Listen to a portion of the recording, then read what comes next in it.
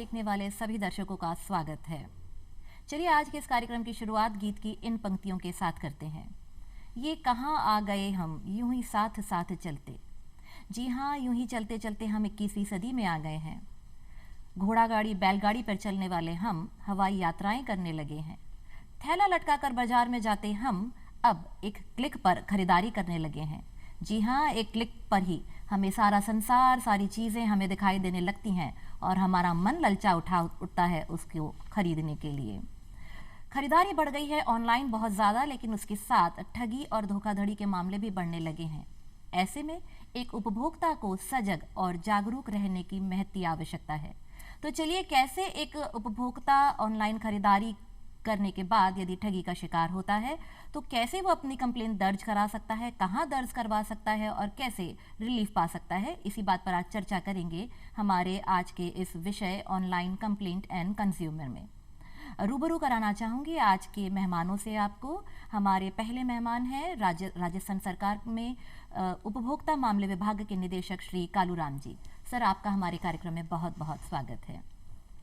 साथ ही हमारे साथ आज प्रोग्राम में मौजूद हैं अधिवक्ता और कंज्यूमर के राइट्स को अपना जीवन पर्याय मानने वाले श्री देवेंद्र मोहन माथुर जी। आपका भी हमारे कार्यक्रम में बहुत बहुत स्वागत है। बदलते समय के साथ आप और हम सभी जानते हैं कि खरीदारी जो है लोगों को पसंद है, बाज़ारों में जाना पसंद है, लेकिन एक क्लिक ने दुनिया बदल दी। हम आजकल सभी कुछ ऑनलाइन करने लगे हैं, लेकिन जैसे जैसे ऑनलाइन खरीदारी बढ़ी है वैसे वैसे लोग इसके शिकार भी होते जा रहे हैं, ऑनलाइन धोखाधड़ी के शिकार होते जा रहे हैं। क्या कुछ प्रावधान है हमारे कानून में इसके लिए? सर्वप्रथम सर कालूराम सर, मैं आपसे जानना चाहूँगी कि यदि कोई कंज्यूमर ऑनलाइन खरीदारी कर रहा है तो इसके लिए क्या कानूनी प्रावधान हमारे दिए गए हैं? विगत कुछ वर्षों में ऑनलाइन शॉपिंग का दौर काफ़ी बड़ा है और इसी को देखते हुए सरकार द्वारा 2020 में नया कानून बनाया है, उपभोक्ता संरक्षण ई कॉमर्स नियम 2020, और ये कानून 23 जुलाई 2020 से लागू किए गए हैं। और इसके तहत जो भी ऑनलाइन मार्केट प्लेस के द्वारा शॉपिंग की जाती है उसमें उपभोक्ताओं के साथ यदि कोई धोखाधड़ी होती है या उपभोक्ता ली गई वस्तुएं या सेवाओं के से संतुष्ट नहीं है, उसमें कोई दोष पाया जाता है, तो उनके खिलाफ वो शिकायत दर्ज करा सकता है, अपने हितों की सुरक्षा की बात कर सकता है। जी बिल्कुल, आपने बताया जैसा कि उपभोक्ता संरक्षण कानून के तहत हम अपने उपभोक्ता के अधिकारों को सुरक्षित रख सकते हैं। कानून बन जाते हैं लेकिन उनकी पालना की जब बात आती है माथुर साहब, तो हम देखते हैं कि कहीं ना कहीं बड़ा विरोधाभास है, बड़ी दूरी है, लंबा गैप है। इसे अधिवक्ता के रूप में आप कैसे देखते हैं? देखिए, उपभोक्ता संरक्षण कानून में अधिकारों का उपयोग स्वयं को करना होता है जी। आप जितने जागरूक रहेंगे, अपने अधिकारों का प्रयोग करेंगे तो कोई दूरी नहीं है। सवाल ये है कि हम समय पर शिकायत करने की आदत डालें। सवाल ये कि नहीं है कि आपके लिए कोई एप्लीकेशन लिखेगा अगर आपके साथ धोखाधड़ी हुई है, लेकिन धोखाधड़ी हो नहीं, इसलिए सतर्कता आपको बरतनी पड़ेगी। उसको खरीदारी करने से पहले जल्दबाजी किस बात की? ये बाजार यहीं रहेगा, बाजार जा नहीं रहा, इसलिए हम बार बार लिखते भी हैं कि बाजार 2 घंटे पहले जाएं, एनालिसिस करें और उसके बाद मानस बनाएं कि वो वस्तु आपको खरीदनी है। और खरीदने के पश्चात आपको लगता है कि आपके साथ धोखाधड़ी हुई है तो आपको समय सतर्कता बरतनी पड़ेगी।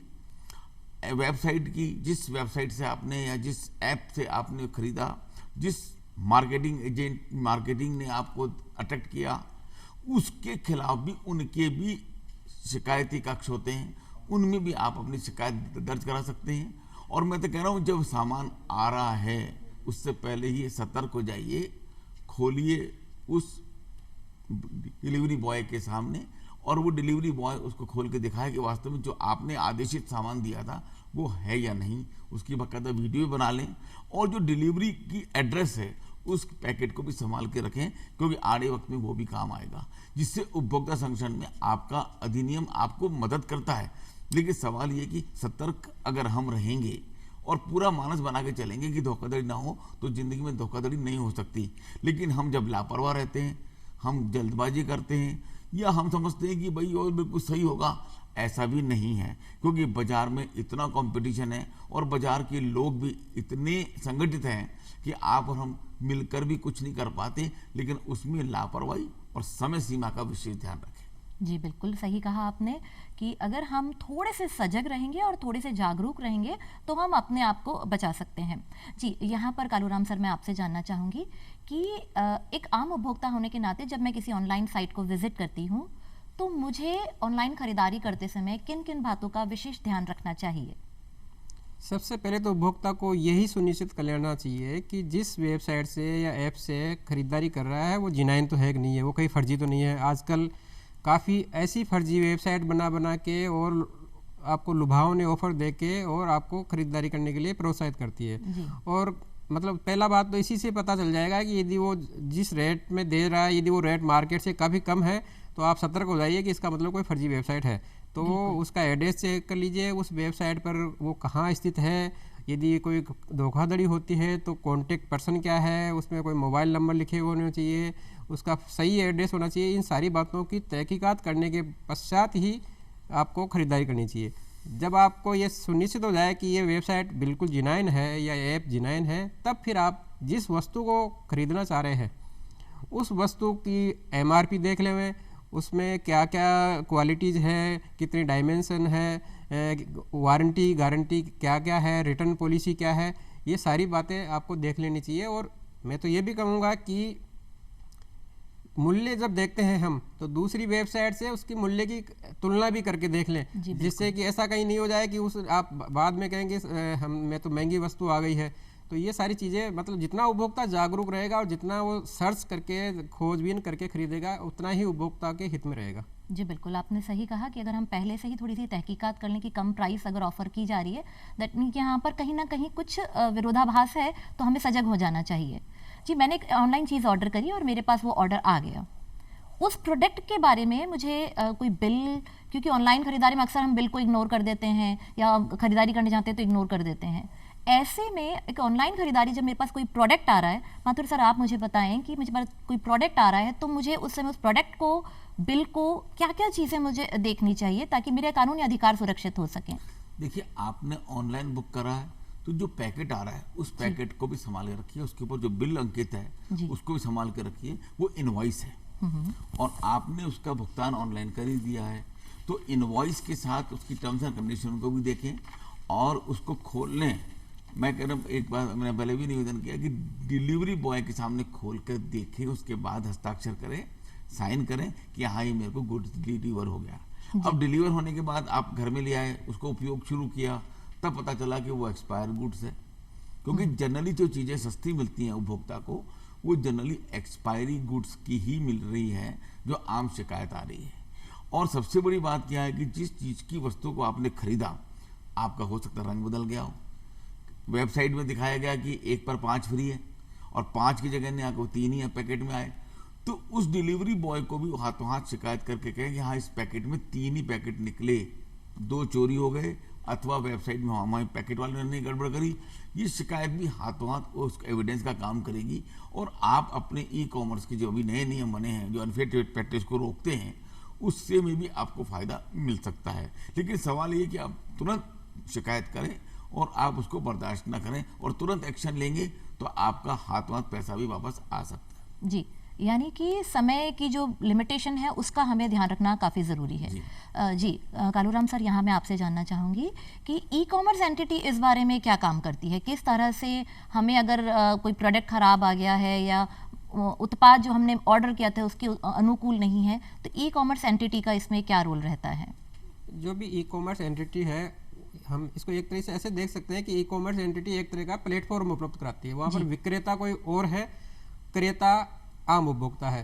तो सबसे पहले ई कॉमर्स एंटिटी को देखना होगा कि जो उस पर जो रजिस्टर विक्रेता है वो जिनाइन है, वो उन्होंने प्रोडक्ट्स की सही रेट लिखी हुई हो और साथ ही प्रत्येक ई कॉमर्स एंटिटी को इसके लिए एक शिकायत निवारण अधिकारी की नियुक्ति करनी आवश्यक है कि जब भी कोई शिकायत हो जाए तो वो शिकायत निवारण अधिकारी से संपर्क कर सके, उसको ईमेल भेज सके, उसको ऑनलाइन उसी की ऐप में हम शिकायत दर्ज करा सके।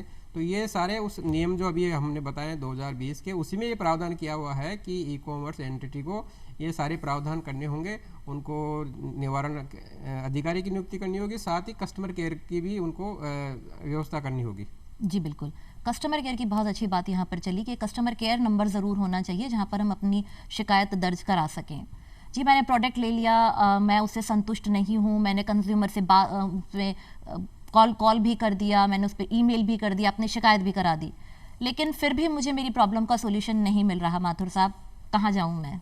देखिए, अगर आपको उसका सॉल्यूशन नहीं मिल रहा तो आपको उपभोक्ता संरक्षण जिला आयोग हर जिले में उपलब्ध है। वहाँ 50 लाख रुपए तक की कोई भी शिकायत की जा सकती है।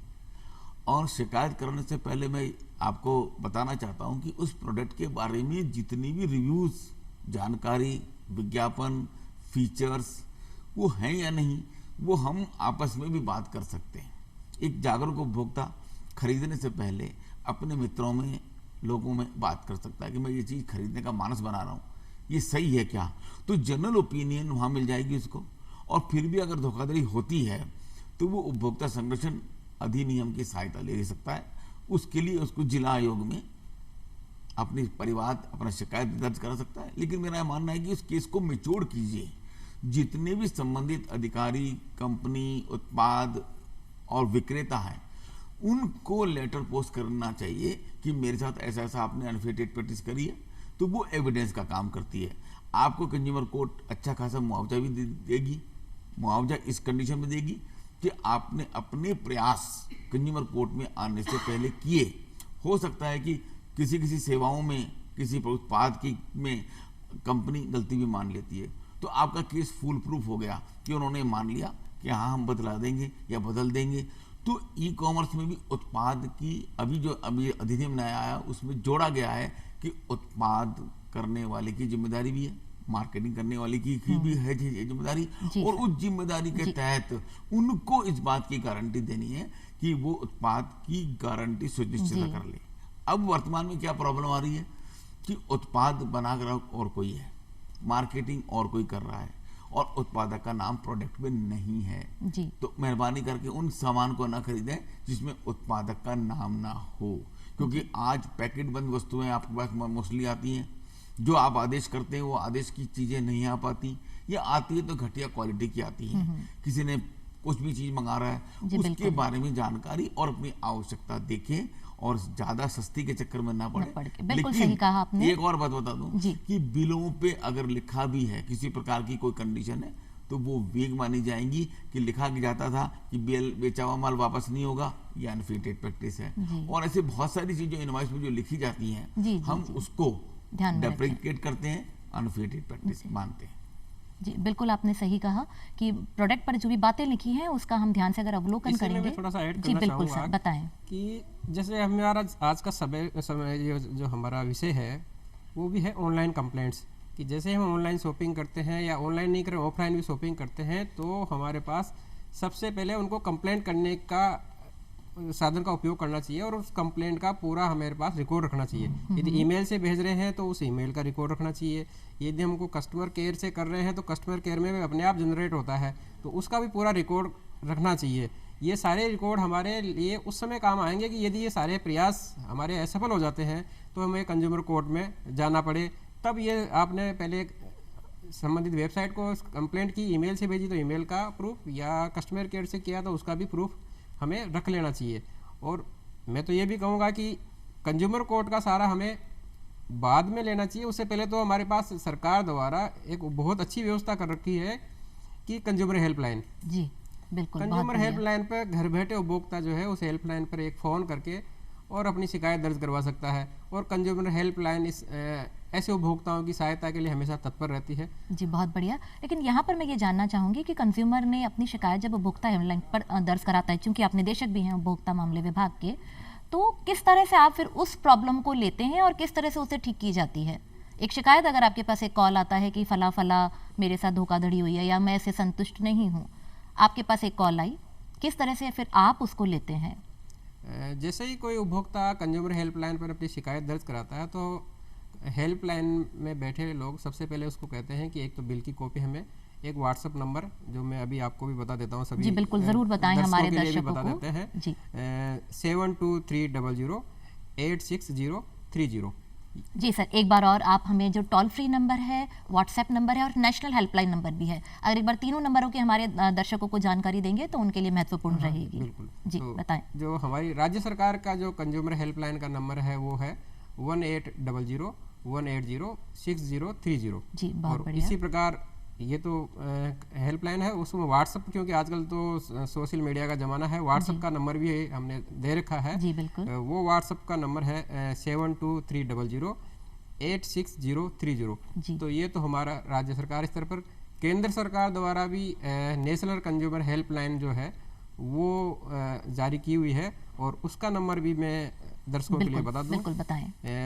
1800-11-4000 या 1915। ये भी एक नेशनल कंज्यूमर हेल्पलाइन का नंबर है। यहाँ भी उपभोक्ता अपनी शिकायत घर बैठे दर्ज करा सकते हैं। तो क्या मुझे इस पर राहत प्राप्त होगी अगर मैं इस पर कॉल करती हूँ, या एक आम उपभोक्ता जब इस पर कॉल करता है तो क्या उन्हें राहत मिलती है? जैसे ही उपभोक्ता अपनी शिकायत दर्ज कराएगा, अपना बिल नंबर भेजेगा या और भी जो भी उसके पास इनवॉइस है या डिलीवरी रिपोर्ट है, ये डॉक्यूमेंट यदि भेज देगा तो कंज्यूमर हेल्पलाइन के द्वारा जहाँ से क्रय किया गया उस संबंधित फर्म को एक नोटिस जाएगा, और नोटिस देके उनको कहेगा कि उपभोक्ता के द्वारा ये शिकायत की गई है, आप इसका निवारण करें। यदि वो निश्चित समय अवधि में नहीं करता है तो हम एक रिमाइंडर दोबारा फिर लिखते हैं, और उसके बावजूद भी यदि नहीं होता है तो फिर हम उपभोक्ताओं को सलाह देते हैं कि अब आप जो भी विधि में प्रावधान दिया हुआ है कंज्यूमर कोर्ट में जाने का, उसका सहारा ले सकते हैं। जी आप बताएं, जैसा कि अभी सर ने कहा कि अगर रिलीफ नहीं मिलता है तो हम कानूनी प्रावधान की सलाह दी जाती है। सबसे पहला कदम क्या होता है ऐसे में उपभोक्ता का? देखिए, उपभोक्ता संरक्षण अधिनियम में कानूनी प्रावधान में ये कोई प्रावधान नहीं है कि हम कोई लीगल उनको नोटिस दें, लेकिन अगर वो परिवाद पेश करना चाहता है तो कंज्यूमर कोर्ट में जाने से पहले जितने भी एविडेंस, जितने भी प्रयास उसने किए हैं उनके बारे में जरूर विवरण दें। और सबसे बड़ी बात क्या है कि उस कंपनी की एग्जिस्टेंस, उसकी ब्रांच ऑफिस, उसका कंपनी का पूरा नाम, पता, टेलीफोन नंबर सब आपके पास होने चाहिए, जिसे तामील होने में, पहुंचाने में इजी रहे। और वो अपना परिवार में पूरा कंडीशन लिखे, पूरी इनवॉइस देखे, और उसने मोड ऑफ पेमेंट क्या किया वो भी लिखे, और जो चीज़ खराब हुई है उसके कारण बताए। और सबसे बड़ी बात क्या है, उसने जो वस्तु खरीदी है उसका क्या आकलन था, क्यों जरूरत थी उसके लिए, क्या इंपॉर्टेंस थी, और अगर वो चीज़ खराब हो गई तो उसको क्या परेशानी हो रही है, उसके बिना वो सेवाएं जो ली अथवा वस्तुएं खरीदी, उस सेवाएं अगर नहीं मिली वक्त के ऊपर, कई बार ऑनलाइन होने लगा, बीमा होने लगा, लेकिन हम बीमा के बारे में जानकारी नहीं प्राप्त कर सकते, हम टर्म्स एंड कंडीशन को बाद में पढ़ते हैं। तो भी आईआरडी ने प्रावधान दिया है कि अगर बीमा भी गलत हो गया है तो 15 दिन के अंदर उस पॉलिसी को आप कैंसिल करा सकते हैं। जी बिल्कुल। ये और सारी चीजें ऐसी, लेकिन वस्तुओं को खरीदने के बाद अगर आप उपयोगी लायक नहीं समझते हैं, आपके मुताबिक नहीं आई है, तो आप उनके खिलाफ कंज्यूमर कोर्ट में जाएं और उसके बारे में बताएं, और कंज्यूमर कोर्ट आपको अच्छा खासा मुआवजा तब देगा जब आप साबित कर देंगे कि हाँ इनकी अनफेटेड प्रैक्टिस है, सेवा दोष है, वस्तु खराब हो गई है, गारंटी वारंटी पीरियड में हो गई है, या उसकी मार्केटिंग एजेंट कोई और है, उत्पादक कोई और है। क्योंकि आज की तारीख में ग्रे मार्केट भी चल रहा है, असेंबल गुड्स भी आ रहे हैं, और चाइना मार्केट भी चल ही रहा है। तो ऐसी स्थिति में हमको और आवश्यकता से अधिक अलर्ट रहेंगे, सतर्क रहेंगे, तो हम चाह सकते हैं कि कंज्यूमर कोर्ट में उसको फायदा जरूर मिलेगा। जी, पहला स्टेप स्वयं सजग रहें। दूसरा स्टेप, अगर हमारे साथ कहीं कोई धोखाधड़ी हुई है तो हम सबसे पहले कंज्यूमर हेल्पलाइन की मदद लें। कंज्यूमर हेल्पलाइन हमारी मदद को हमेशा तैयार है, लेकिन अगर वहाँ पर हमें संतुष्टि नहीं मिलती है तो हम उपभोक्ता मंच पर जाकर के, उपभोक्ता आयोग में जाकर के अपनी शिकायत दर्ज करवा सकते हैं। बहुत बढ़िया सर, मैं एक बहुत व्यस्त व्यक्ति हूँ और मुझे समय नहीं मिलता है मैं कि वकीलों के चक्कर काटूँ या मैं इतना समय अपना उपभोक्ता आयोग में जाने में दे पाऊँ। क्या कोई ऐसी ऑनलाइन व्यवस्था भी है कि जिसके माध्यम से मैं अपनी शिकायत दर्ज करा सकूं? जी, जैसा अभी मैंने पहले भी बताया कि NCH पोर्टल, जिसकी एक वेबसाइट भी है, NCH वेबसाइट भी है और ऐप भी है, वहाँ पर घर बैठे ही अपनी पूरी शिकायत का विवरण लिखते हुए शिकायत दर्ज करा सकते हैं। इसी बीच मुझे याद आया, एक जब भी आप वेबसाइट पर अपनी शिकायत दर्ज कराते हैं कि आप संतुष्ट नहीं है तो उसमें पूरा डिटेल लिखें। उसमें ये नहीं है कि मैं आई वांट टू रिटर्न, उसमें लिखें कि क्यों रिटर्न करना चाहते हैं, या आपको क्या सेवा दोष में कमी मिली और प्रोडक्ट में क्योंकि ये चीज़ें भी बाद में जब आप कोर्ट में जाएंगे तब काम आएगी कि आपने उस दिन तो बताया नहीं कि ये कमी थी। तो इसलिए जब आपकी वेबसाइट पर शिकायत करते हैं तब भी पूरी बात लिखें कि लंबाई कम थी, रंग जो मैंने जो ऑर्डर किया था वैसा रंग नहीं आया, या जैसी गुणवत्ता का था वैसे नहीं आया। तो ये सारी बात स्पष्ट रूप से पहले दिन ही वेबसाइट पर लिखते समय कर दें। और जैसा दूसरी बात जो अभी आपने कहा कि व्यस्त व्यक्ति फिर कहाँ जाए, ये सब कंज्यूमर हेल्पलाइन की ये सारी बातें तो बताई दी। इसके बावजूद भी हमने अभी सरकार द्वारा ई दाखिल पोर्टल शुरू किया है जी। ई दाखिल पोर्टल से उपभोक्ताओं को यही सुविधा मिलेगी, वो घर बैठे ही अपना परिवाद दर्ज करा सकते हैं। उसको दर्ज होकर विपक्षी पार्टी को नोटिस देके और उस पर सुनवाई होकर और उनको उनके हितों की पूरी रक्षा करने का प्रयास किया जाता है। तो मेरा दर्शकों से यही कहना है कि यदि आपके पास पूरे सबूत हैं तो इन सभी जो सरकार के द्वारा व्यवस्थाएं की गई है, चाहे हेल्पलाइन है, चाहे ई दाखिल पोर्टल है या NCS पोर्टल, इनका फ़ायदा लेवें, जिससे कि उसको कोई अपनी जेब से एक्स्ट्रा कुछ खर्च नहीं करना पड़ेगा और उपभोक्ता के रूप में उसको अपने हितों की पूरी सुरक्षा करने की अधिकार मिलेगा जी। लेकिन यहाँ पर एक छोटी सी बात जो मेरे दिमाग में आ रही है, ई दाखिल पोर्टल आपने बताया कि मैं घर बैठे इस सुविधा का लाभ ले सकती हूँ, इस पर क्या फीस लगती है, क्या पैसे लगते हैं? और एक छोटी सी बात और, यदि ये बिल मेरे पास था लेकिन वो खो गया और मुझे दोबारा सेवा दोष मैंने पाया कि भाई मेरी इस वस्तु में उतना सही नहीं है, वो मैं दोबारा बिल लेने जाती हूँ, तो क्या वो मुझे दोबारा बिल दे देगा? और नहीं देता है उस केस में मैं क्या करूँ? और ई दाखिल के पोर्टल की सेवाओं का उपयोग मैं किस तरह से लूँ? देखो, इसमें क्योंकि हम जैसे ऑनलाइन शॉपिंग की बात कर रहे हैं तो बड़ा स्पष्ट है कि आपकी उस वेबसाइट पर हमेशा आपको ऑनलाइन इनवॉइस जनरेट हो जाता है, उसको आपका कितनी ही बार जनरेट करके वो आप सबूत के रूप में उसको रख सकते हैं। बहुत बढ़िया, बिल्कुल और ठीक है। उसी को ले जाकर आपको अपनी शिकायत दर्ज करानी होगी जी। ई दाखिल पोर्टल की अभी हम जैसे कि बात कर रहे थे, सर ने कहा कि ई दाखिल पोर्टल के माध्यम से हम घर बैठे ही अपना परिवार दर्ज करा सकते हैं। इस बारे में आपका क्या राय है कि उपभोक्ता के लिए कितनी सहूलियत है, क्या कितना पैसा खर्च होता है और कितना समय लगता है? इस बारे में आपके क्या विचार है एक अधिवक्ता के तौर पर? अभी शुरू हुआ है, अभी राज्य सरकार ने शुरू किया इस योजना को, और महामारी के समय भी ऑनलाइन बहस भी हुई थी, लेकिन अभी इसका प्रयोग जो चल रहा है वो अभी लोगों का रुझान अभी आया नहीं, कि लोगों को अभी तक ई पोर्टल के बारे में जानकारी पूरी है भी नहीं। और कंज्यूमर कोर्ट में जहाँ तक अभी आपने सवाल किया था कि कोर्ट फीस कितनी लगती है, 5 लाख रुपए तक किसी प्रकार की कोई कोर्ट फीस नहीं है। अगर आपका परिवार 5 लाख रुपए तक नहीं है तो आपको कोई कोर्ट फीस पेएबल नहीं है उसके लिए।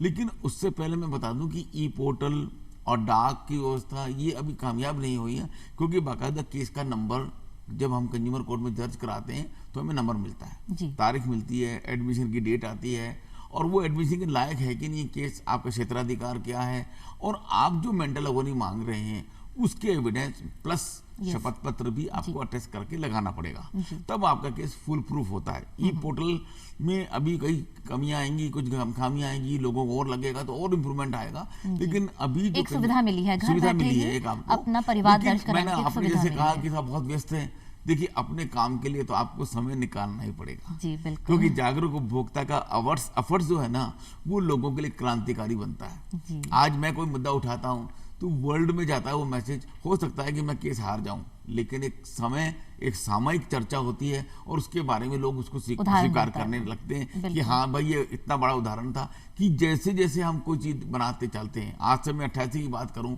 आज से मैं 31-32 साल पहले की बात करूं तो लोग हमारे पे हंसते थे कि अरे ऐसा थोड़ी होता है, मिठाई का डिब्बा तो डिब्बे के साथ मिठाई आएगी। लेकिन वो धीरे धीरे जब हमने आवाज उठाई तो आज ये हो गया। गैस का सिलेंडर, गैस का कनेक्शन मेरे यहाँ आता था तो सिलेंडर वाला गैस का कनेक्शन देने वाली एजेंसी कहती थी चूल्हा मेरे से खरीदना पड़ेगा, उसको हमने विरोध किया तो आज कम से कम वो पाबंदियां हट गई, क्योंकि ये सब चीजें क्या आवाज उठाने की बात है। और हमें तो कह रहा हूँ हर कंज्यूमर इंस्पेक्टर है, सवाल ये है कि अपने अधिकारों का वो स्वयं उपयोग करे और अपने आप को इंस्पेक्टर समझे, क्योंकि आप अपने आप में एक आइडल है। आपके साथ धोखाधड़ी हुई, आपकी भावना ये होनी चाहिए कि जनता के साथ, औरों के साथ ऐसी धोखाधड़ी ना हो और अनफेयर ट्रेड प्रैक्टिस को बढ़ावा ना मिले। उस बेसिस के ऊपर अगर कंज्यूमर अपनी बात को रखता है तो मैं समझता हूँ कि वो बहुत बड़ी देश की सेवा कर रहा है, क्योंकि नया लॉ, नया परंपरा, कई परंपराएं टूटनी भी चाहिए, कुछ परंपराएं इलीगल भी होती हैं, लेकिन जब हम अधिकारों की बात करेंगे और खासतौर से एकाधिकार युक्त सेवाएं, चाहे बिजली, पानी, टेलीफोन, बैंक, बीमा, ये सारी सेवाएं में इम्प्रूवमेंट क्यों आया? ये उपभोक्ता संरक्षण की देन जी थी बिल्कुल सही कि कहा आज हम उन सुविधाओं का उपयोग बहुत अच्छी तरह ले रहे हैं। जी बिल्कुल सही। सुविधाओं का उपयोग तो लेना ही है और उसके साथ सजग रहने की ज़्यादा ज़रूरत है। कालूराम सर, यहाँ पे मैं आपसे जानना चाहूँगी कि जब हम किसी वेबसाइट पर जाते हैं तो हम उस वेबसाइट के रिव्यूज़ भी देखते हैं कि इसका बहुत बेहतरीन रिव्यू है, इसको 4.5 स्टार मिले हैं, 5 स्टार मिले हैं, या बहुत अच्छी वेबसाइट है, और हम उसके झांसे में आकर के अपनी खरीदारी उस वेबसाइट से कर लेते हैं। इसके लिए भी क्या कुछ प्रावधान है या ये फिर अनफेयर ट्रेड प्रैक्टिसेस में माना जाता है, इस तरह के रिव्यूज देना? 2020 का जो नियम अभी हम चर्चा कर रहे हैं उसमें ये भी प्रावधान किया है कि कोई भी मार्केट प्लेस की जो एजेंसी है या एंटिटी है वो ऐसे सेलर जो ऐसे फर्जी रिव्यू डाल देते हैं तो उनको बंद करेगी, उनके खिलाफ भी कार्रवाई होगी। और उपभोक्ताओं को भी जाके उन रिव्यू को देख लेना चाहिए खरीदारी के वो रिव्यू, क्योंकि आपको रिव्यू देखने से ही पता चल जाएगा कि यदि किसी एक ही व्यक्ति के द्वारा या कोई अन्य नाम से या ऐसा कुछ रिव्यू है तो पता चल जाएगा कि ये फर्जी रिव्यू है और उसको लोगों को आकर्षित करने के लिए ऐसे रिव्यू डाले गए हैं। तो कानूनी प्रावधान भी है और साथ ही साथ मैं तो ये कहूँगा कि उपभोक्ताओं को खुद को भी ऐसे रिव्यूज़ को देख लेना चाहिए, समझ लेना चाहिए कि ये फर्जी तो नहीं है, उसके बाद ही खरीदारी का मन बनाना चाहिए। बहुत बढ़िया, बिल्कुल सही। Last but not the least, सरकार के प्रतिनिधित्व के रूप में मैं आपसे जानना चाहूँगी कि एक उपभोक्ता को किस तरह से व्यवहार करना चाहिए, क्या संदेश देना चाहेंगे आप? मैं तो सबसे पहले तो यही कहना चाहूँगा कि सरकार उपभोक्ताओं के हितों की रक्षा करने के लिए हमेशा तैयार रहती है और इसीलिए उपभोक्ता संरक्षण के समय समय पर कार्यक्रम भी, जागरूकता कार्यक्रम भी चलाती रहती है। लेकिन उपभोक्ताओं को स्वयं भी जागरूक रहना चाहिए। जैसा कि मैंने पहले भी बताया कि सबसे पहले तो जहाँ से वो खरीदारी कर रहे हैं उनकी वास्तविकता फर्जी नहीं होने की ये सारी तहकीकात कर लें और फिर खरीदारी करने के बाद मन बनाने के बाद में ये देख लें कि कीमतें बहुत ज़्यादा तो नहीं है, रिटर्न पॉलिसी क्या है, गारंटी क्या है, उसका जो कलर है वही दिखाया गया है या उसमें क्या इंग्रेडिएंट्स हैं, क्या, ये सारी चीज़ें भी उनको देख लेनी चाहिए।